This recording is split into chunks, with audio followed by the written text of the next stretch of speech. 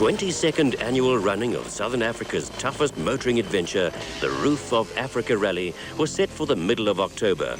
Weeks of mild spring weather changed dramatically 2 days before the rally started in Maseru, capital of Lesotho. Rain, snow and ice blanketed the tiny landlocked country as the event the locals call the Bringer of Rains drew near. The leading lights from last year's rally have their say. Ons kanse verjaar dink ek baie goed met hierdie voertuig. Hulle het baie werk. Die fabriek het baie werk daaraan gedoen. Hy het nog nooit gevoel soos hy nou voel nie. Maar so sê ons elke keer, dan voel die kar of hy nog beter is as wat hy nog ooit is, maar hierdie keer glo ons wel, hy is nog nooit so goed. Maar ek dink hierdie jaar is ons weer hier so om te wen en ons gaan definitief ons best probeer en ek sien dit reën alweer. So ek kry die manne in die ander sandgoggas maar net jammer. Vir ons behoort dit alright te gaan, dankie. Hastily fitted windscreens to open cars were the order of the day as racers learned of the bad weather. Well, it's a bit of an experiment. We had a tremendous problem with mud last year, and as you can see, it is wet again this year. So we'll see how it goes.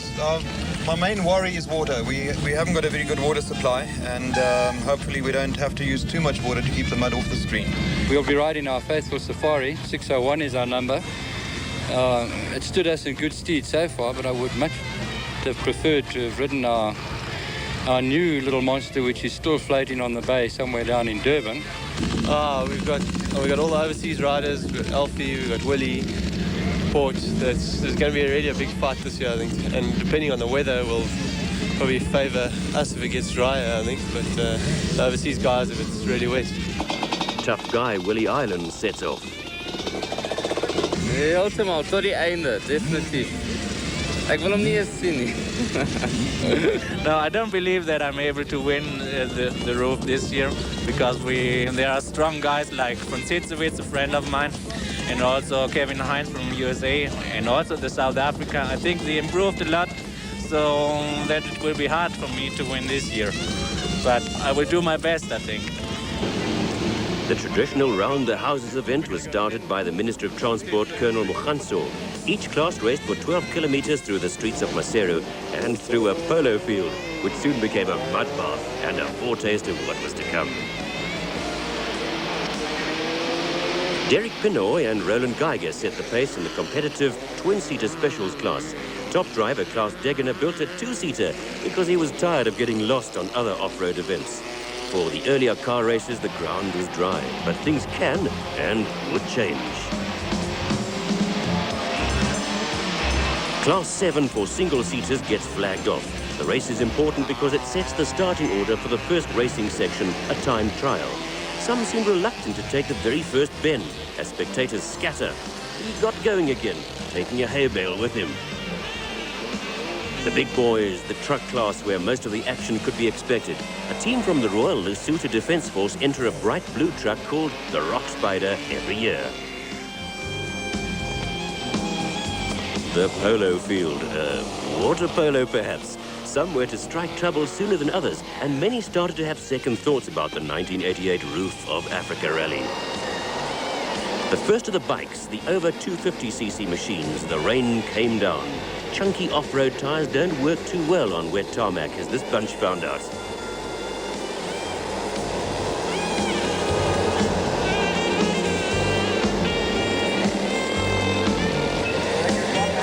Some riders in the 200 class didn't even make the first turn, and the race was restarted. Although these were the smallest bikes, it was the biggest field. Hilary Lewis, riding a 200 Kawasaki, was the only solo woman entrant this year. By now, the mud in the field was really tricky, but that didn't seem to worry Alfie Cox on his 250 Kawasaki. Clive Strugnell on a Suzuki led for much of this race, but fell down with Hilton Beattie. After the Round the Houses, a 60-kilometer time trial and the start to the real racing. A choir turned out, and everywhere the local motorsport fans gave the roofers lots of encouragement. If the route was unclear, there was always someone on hand to point out the way. Although in the mountains, some direction givers were more enthusiastic than accurate. Some cars sported hastily rigged mudguards in a vain bid to keep the mud off the crew.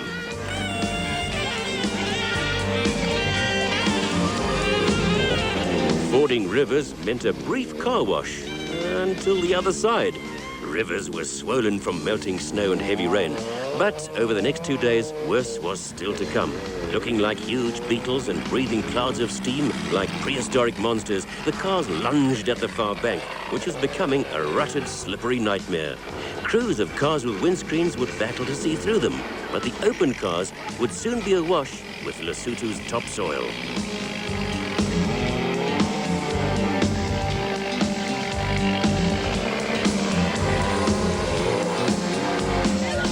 Richard Carolyn scarcely seems to need all his wheels in the rough terrain. All the cars had tow ropes already fitted to the front bumpers, and many would need them.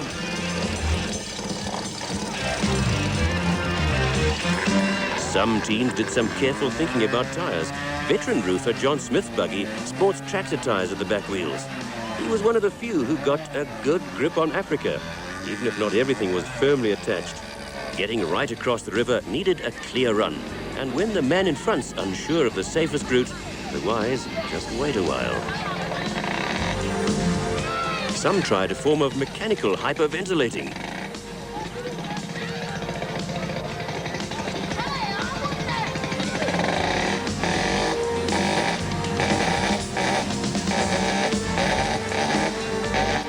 Is that a human being?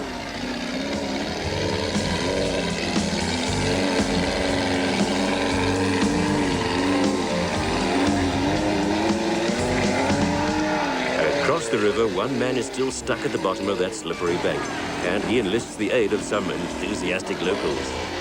Last year's winner, Philip Malone, grabbed an early lead, letting everyone know he was coming through and making the whole thing look so simple. Special thin mud tyres cut through the surface and grip the solid ground underneath.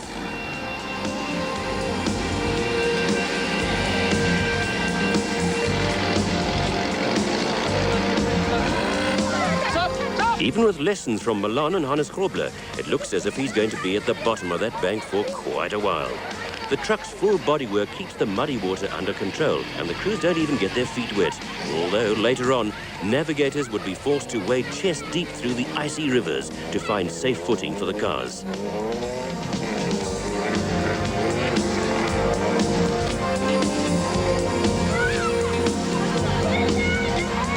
Young porters were always available for a fee, payable on the other side, of course. The multiple German champion Bert von Zitzewitz was in his element in the typically European muddy conditions, and after quickly working out a route across the river, the traffic jam on the far side didn't worry him at all.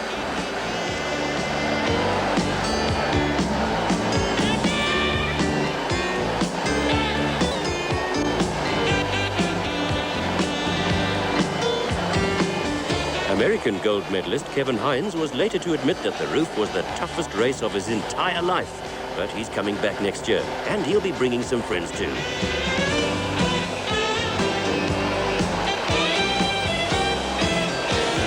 But local star Jeremy Davies seems hard-pressed to match the foreigner's pace in the cold and wet conditions.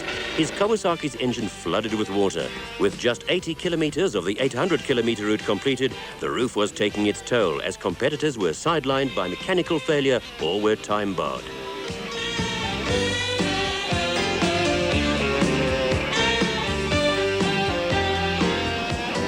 A dawn start to day two saw a thinning entry of teams facing a shortened 320-kilometer car course into Lesotho's southern wastes. About 20 vehicles didn't make it back before nightfall, and their drivers spent a chilly night in a rural school with just the legendary Basotho hospitality to keep them warm and fed. Rivalry between the two local teams went right to the end. Ashley Thorne and Jan Kors in the Fiery Dragon, dueling with Wilfred Westerlau and Dagmar Blankner in the Bread Van.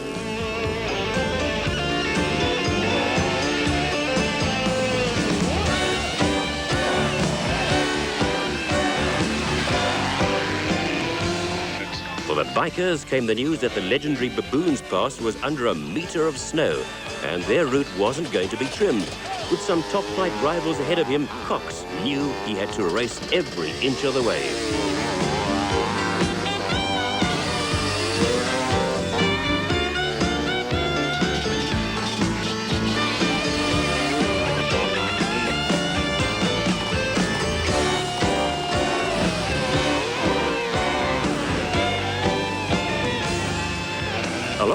service and refuel points allows teams to wipe mud from visors, top up tanks, and fix anything which is broken. Already, the cars are strung out, and competitors more than 4 hours behind the leaders will be time-barred and disqualified.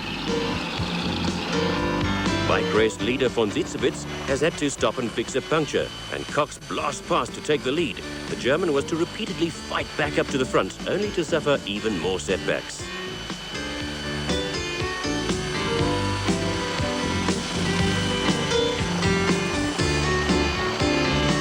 For some of the route, cars and bikes raced on the same roads, and the course was well defined.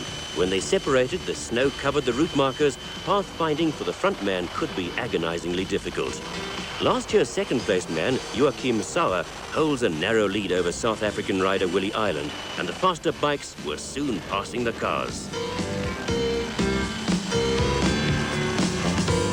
Klaus Degener and Wiley Harrington, having got stuck in a river on day one, gamely fought on, but more problems were to come their way. By now, rivers were becoming major obstacles. Unexpected holes and fast-flowing torrents unseated many riders. Some scouted around for other places to cross, and here the South African riders had a small advantage, thinking to ask locals where the best crossings were.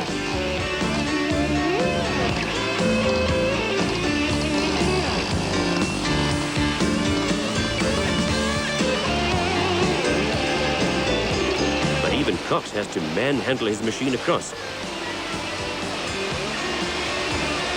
Hines and Ireland stop on the far bank to investigate. Sauer starts the long job of draining his drowned engine and carburetor of water. Turning the bike upside down and turning the back wheel to pump it out. Cox gets his bike going first, but Hilton Beattie seems to have other ideas and seeks an alternative route, crossing the river only once, while everyone else went through it 3 times. Ireland keeps his motor running and walks the bike across successfully.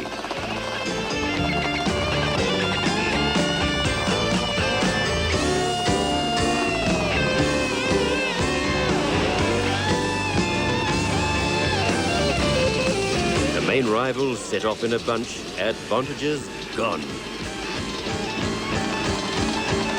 Von Zitzewitz, having repaired his puncture and fought back up the field, clears the river just minutes behind the leaders. Soon they're actually helping one another across the rivers, each one needing the others simply to survive and keep going. Meanwhile, Grobler and Swanepoel in the Nissan have taken the lead from Milan and Leek as the Toyota's turbocharger gave trouble. The 2 leaders are steadily stretching their lead, but as the day wears on, Grobler noses further and further ahead.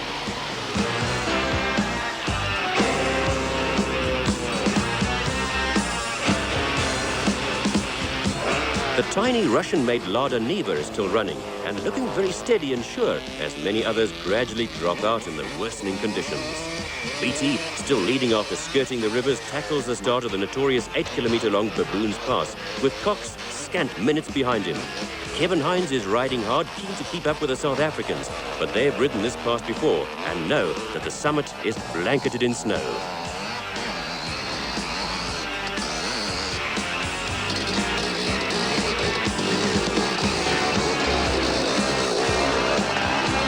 Ireland has von Zitzewitz right behind him as they tackle the boulder-strewn path that was once the only route into Lesotho's heart.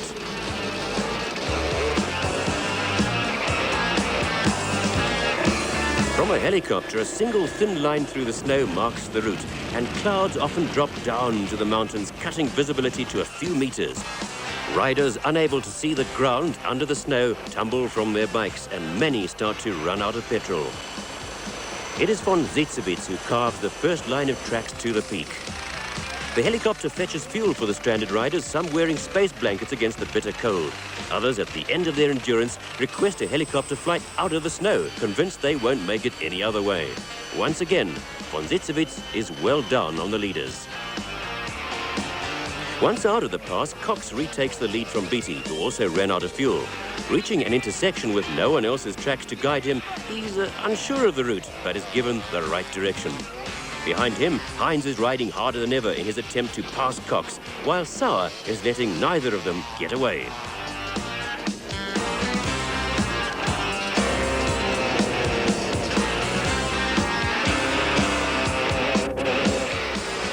Davies has fought his way through the field after several setbacks by the end of day 2.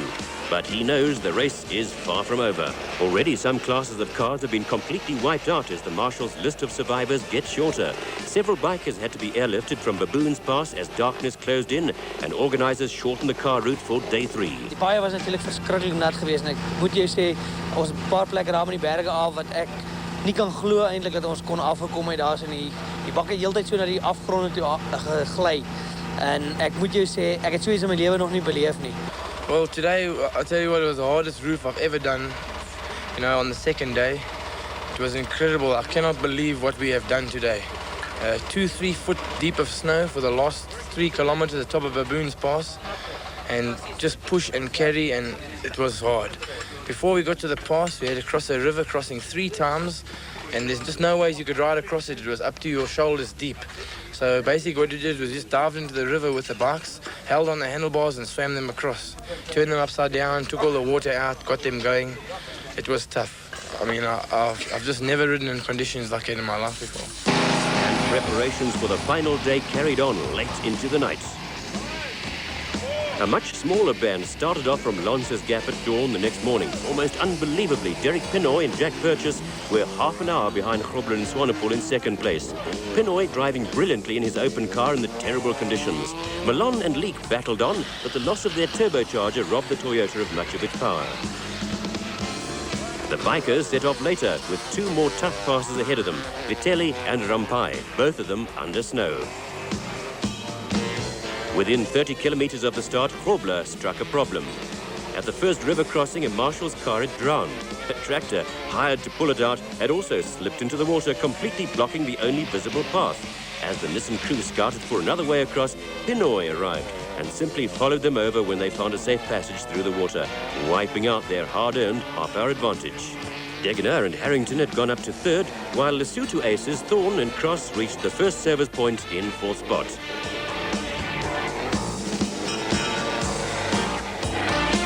Malone and Leek soldiered on in their Toyota, well aware of Grobler's lost time and knowing the leaders can easily become non-finishers.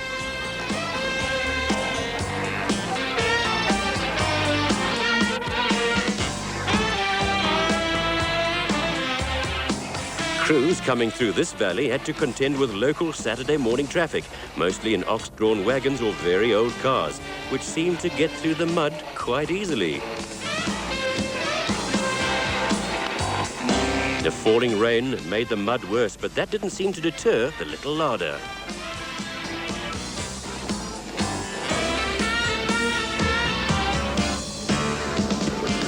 For the bikers, conditions were worse than ever, as visibility again dropped to almost 0 in the snow-covered mountains, and pathfinding over the Litelli Pass became a mixture of intuition and guesswork.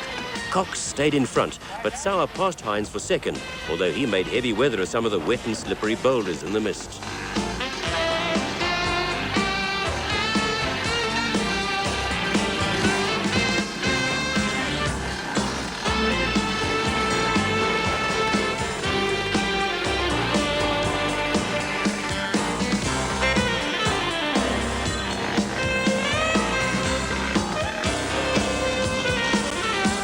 Once again, von Zitzewitz fought back up the field, the big German rider seemingly never without a wide grin.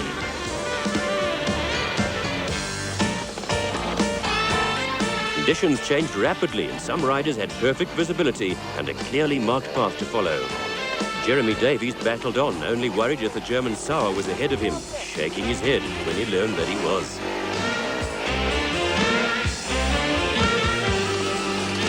For Hines, the weather closed in again.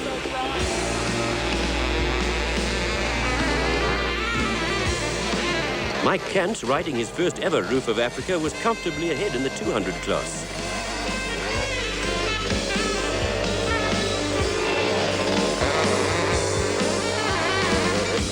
Once out of the mountains, Cox again set a cracking pace, determined to keep his lead. His smooth riding makes it look so easy, yet on sections like this, he would touch 150 kilometers an hour.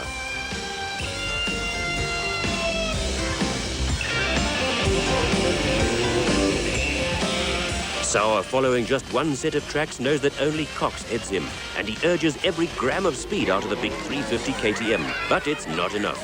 Cox streaks ahead to cross the line half an hour ahead of the German rider. At the finish, the large welcoming crowd is gathered in spite of the rain, and Alfie, looking remarkably fresh and pretty clean, wins his first roof at the third attempt. It was just murderous, man. I just had to keep going, and in the end now I'm happy, man.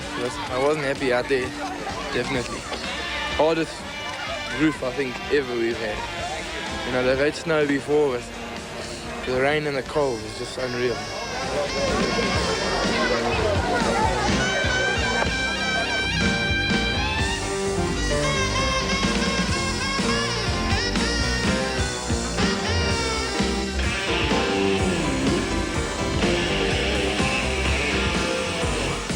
Some doubt existed as to whether the cars would be able to cross the final river, but Hannes and Piet were able to get the Nissan through. Ek sê ek het in my lewe nog nie so iets beleef nie. Miskien na vandag gaan ek besluit om definitief nooit weer die roef te ry nie. Uiteindelik baie goed in ons gegaan. Ons het geen probleme met die voertuig gehad nie. Na ons oggend die weg gaan, maar ons het op tydplekke gery.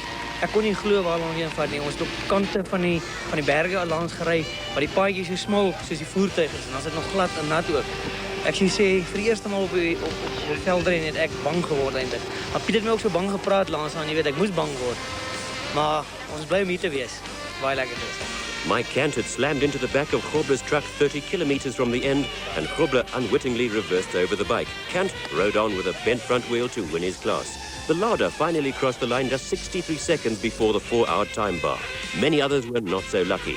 Of over 200 entries, less than 30 made it to the end of what's been called the toughest roof in years.